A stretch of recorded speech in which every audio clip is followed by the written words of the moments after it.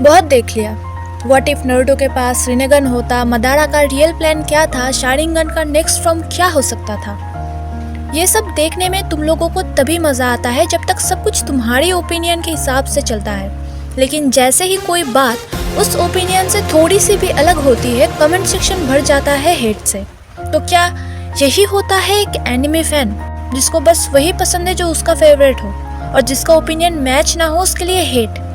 Anime हमें कभी ये नहीं कहता कि तुम परफेक्ट हो, एनिमे कहता है तुम टूटे हो और यही तुम्हारी स्ट्रेंथ है।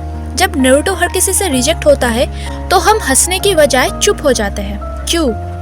क्योंकि हम जानते हैं हम भी कभी किसी क्लास में अकेले बैठे थे, कभी किसी ने हमें भी इग्नोर किया था, कभी हमने भी चुपके से रोना सीखा था। एनिमे उस दर्द का नाम है जो हम रोज जीते हैं पर किसी से कह नहीं पाते। दुनिया बोलती है बड़े हो गए हो, अभी भी कार्टून देखते हो। अब उन्हें कैसे समझाए जब हम रात को थक के लौटते हैं तब एक एपिसोड हमें फील करवाता है कि हम अकेले नहीं हैं। पर अब तो एनिमे एक कंपैरिजन बन गया है।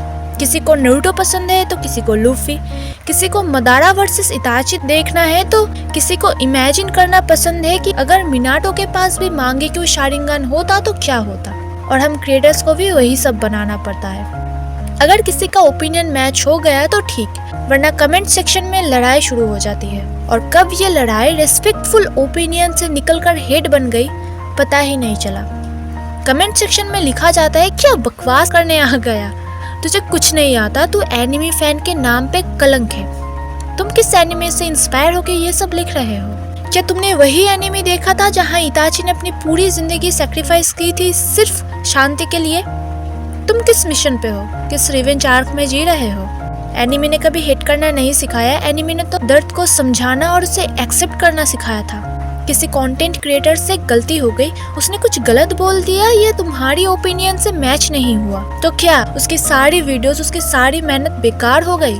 तुमसे कभी गलती नहीं हुई? जब तुम वीडियो देखते हो और कमेंट लिखते हो, उस कमेंट का क्या असर होता है समझते हो? तुम एक सेकंड में लिख के निकल जाते हो पर सामने वाला का पूरा दिन बर्बाद हो जाता है। वो सोचता रहता है क्या मैं सच में यूजलेस हूँ। और आयरनी ये है वो क्रिएटर भी एनिमे देखकर ही ग्रो कर रहा होता है, वो भी किसी पेन आर्क से गुजर रहा होता है।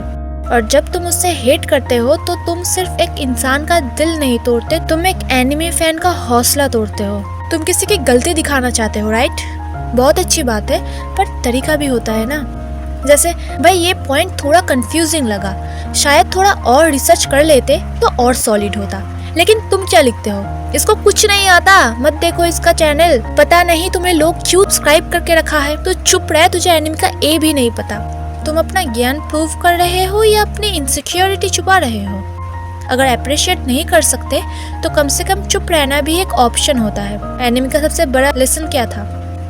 तुम गलती करो, सीखो, सुधारो, पर किसी का मजाक मत उड़ाओ। सच्चा एनिमे फैन वो नहीं जो सब याद रखता है, वो नहीं जो हर थ्योरी क्रैक करता है, वो होता है सच्चा एनिमे फैन जो किसी और फैन का रिस्पेक्ट करता है, चाहे उसका ओपिनियन अलग हो, टेस्ट अलग हो या नॉलेज कम हो। तुम किसी को नीचा दिखा के ग्रेट नहीं बनते, तुम किसी को समझ के रियल बनते हो। तुम्हारा एक कमेंट से किसी का दिन भी बन सकता है और टूट भी सकता है। सोच समझ के लिखो, क्योंकि तुम एनिमे के नाम पे लिख रहे हो। एनिमे हमें दिखाया था पेन के बाद भी पीस पॉसिबल है, लोनलीनेस के बाद भी कनेक्शन पॉसिबल है, और हेट के बाद भी माफी पॉसिबल है। तो अगर तुम इस कम्युनिटी का पार्ट हो तो सिर्फ एक चीज याद रखना, अप्रिशिएट नहीं कर सकते तो ठीक है, कोई बात नहीं, लेकिन हेट देने का अधिकार भी तुम्हें नहीं है।